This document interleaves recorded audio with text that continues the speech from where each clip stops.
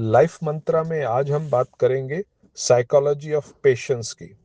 जी हाँ, मनोवैज्ञानिक स्तर पर सब्र सब्र के विभिन्न पहलुओं को गहराई से समझते हैं। मनोविज्ञान कहता है कि सब्र तत्काल खुशी को रोकने की क्षमता है।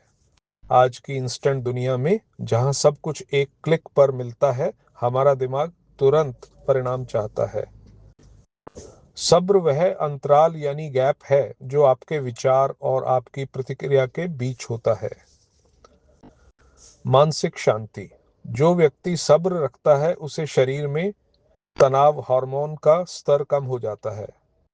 यह कुदरत की देन है कि हमारा शरीर शांत अवस्था में बेहतर काम करता है।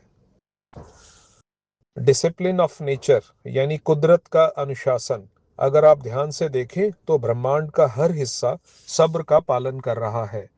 ऋतु परिवर्तन। सर्दी के बाद वसंत आने में अपना समय लगता है। कोई भी ताकत उसे जल्दबाजी में नहीं ला सकती। निर्माण की प्रक्रिया।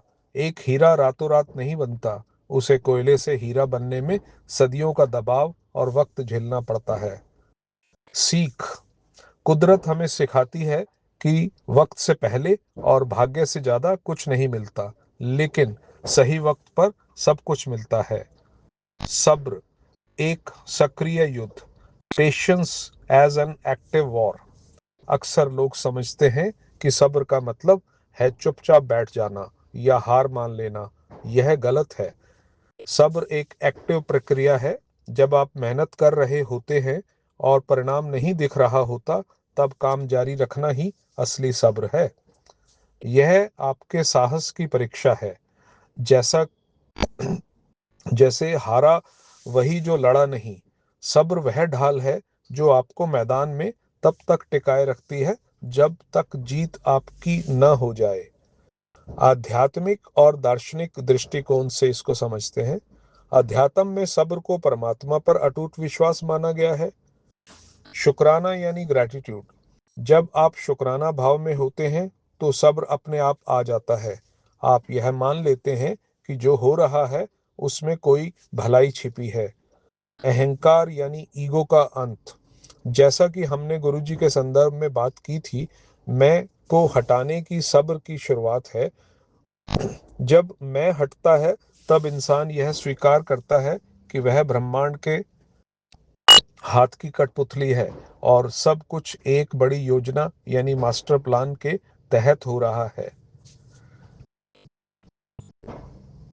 अगर आपको इसे आज से लागू करना है तो इन तीन चरणों को अपनाएं। एक्सेप्टेंस यानी स्वीकारता। जो आपके हाथ में नहीं है उसे बदलने की कोशिश छोड़ दें। सांसों पर नियंत्रण करें। जब भी बेचैनी हो, गहरी सांस लें। यह शरीर को संदेश देता है कि सब ठीक है। Love the process. प्रक्रिया से प्यार करें।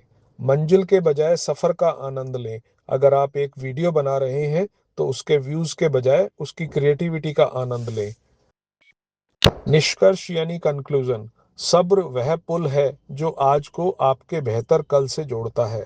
यह कुदरत की वह देन है जिसे इंसान को अपनी समझ और साहस से तराशना पड़ता है। सब्र की अंतिम जीत यही है कि जब मंजिल मिले तो आप उसका आनंद लेने के लिए मानसिक रूप से तैयार और शांत हों। शुक्रिया दोस्तों, फिर मिलेंगे जल्द ही एक नए टॉपिक के साथ।